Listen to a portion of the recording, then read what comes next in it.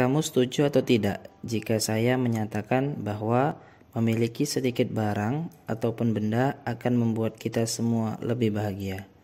Mungkin kebanyakan dari kita bakal tidak setuju dengan pendapat tersebut, ya kan?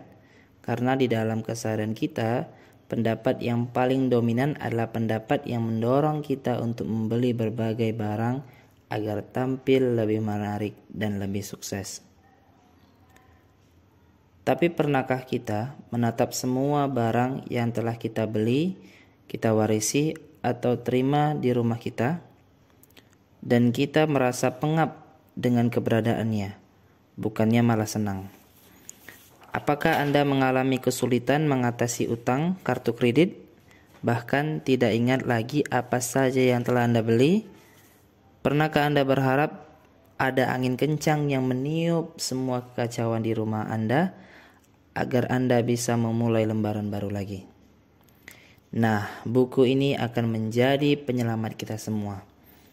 Buku Seni Hidup Minimalis karangan Francis J. terbitan Gramedia Pustaka Utama. Kata minimalis tidak selalu identik dengan hidup yang serba irit dan mengesampingkan kebahagiaan pribadi kita. Buku ini memberi pandangan-pandangan baru soal minimalis. Dasar-dasar pemikiran soal minimalis dipaparkan dengan sangat detail. Minimalis memang sering diidentikan dengan segala sesuatu yang serba cukup dan sederhana.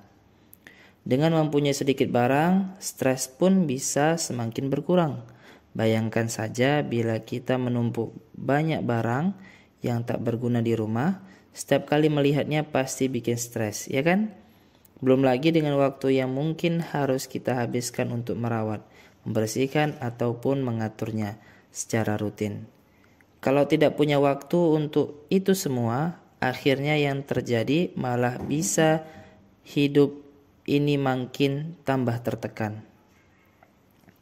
Kita hanya diminta untuk melepaskan semua benda-benda yang tak berguna, seperti anak kecil yang meniup setangkai dandelion.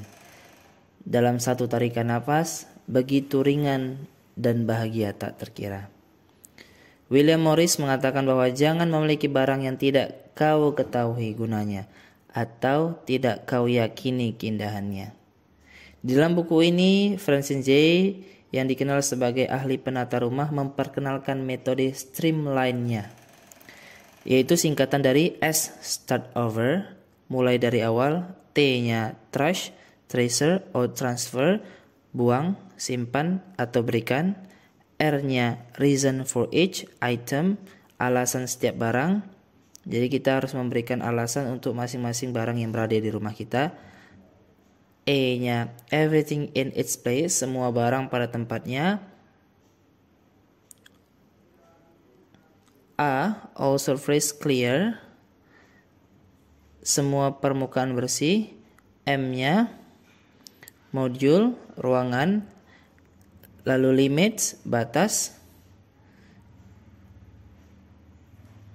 I-nya if one comes, one goes out. Satu masuk, satu keluar. N-nya narrow down, kurangi.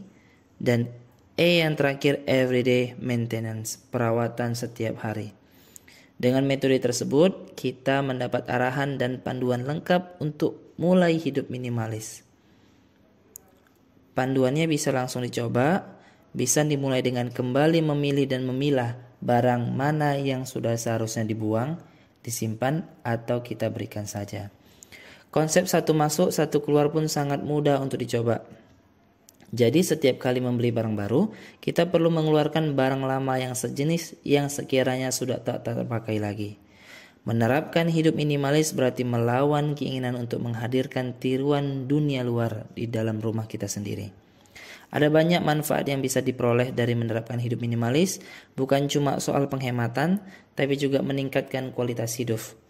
Tidak gampang stres lagi, tidak ribet dan pusing dengan obsesi punya banyak barang yang belum tentu berguna.